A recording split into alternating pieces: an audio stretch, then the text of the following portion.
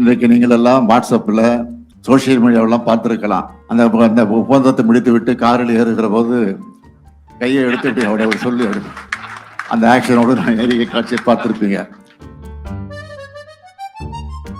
எல்லாம் முடிஞ்சிச்சு, all finish அப்படின்னு சொல்ற மாதிரி. இந்த மனவிழா நிகழ்ச்சிக்கு எந்த சூழ்நிலை நான் வந்திருக்கேன் என்பது உங்களுக்கும் தெரியும். நேற்று இரவு வரை கூட்டணி கட்சியோடு பேசி ஒரு ஒப்பந்தத்தை முடித்து விட்டுத்தான், அது வெற்றிகரமாக முடித்து விட்டுத்தான், எல்லோரும் பாராட்டக்கூடிய வகையை முடித்து விட்டுத்தான் இன்றைக்கு நீங்கள் எல்லாம் வாட்ஸ்அப்பில் சோசியல் மீடியாவெல்லாம் பார்த்துருக்கலாம்.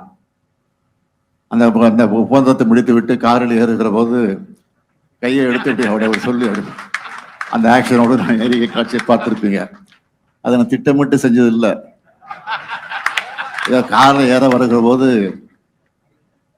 அங்க எதிரில் நின்று கொண்டு இருக்கக்கூடிய பத்திரிகை நிபுணம் பார்த்து என்ன முடிஞ்சிச்சான்னு கேட்டாங்க. முடிஞ்சிருச்சுன்னு சொன்ன, அவ்வளவுதான்.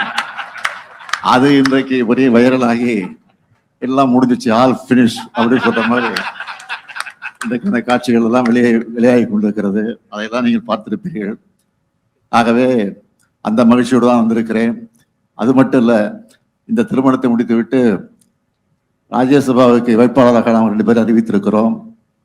கூட்டணி கட்சிக்கு 2 பேருக்கு கொடுத்திருக்கிறோம், 2 இடங்களை கொடுத்திருக்கிறோம். அந்த 4 பேரும் சரியாக 12 மணி அளவில் சென்னையில வேட்புமனு தாக்கல் செய்ய இருக்கிறார்கள்.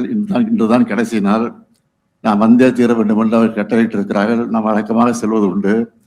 அவை இதை முடிச்சுட்டு உடனடியாக நான் செல்ல வேண்டிய சூழ்நிலை இருக்கிற காரணத்தினால்தான் வேகமாக வந்து வேகமாக திருமணத்தை முடித்து வைத்து விட்டு நான் செல்லவிருக்கிறேன்.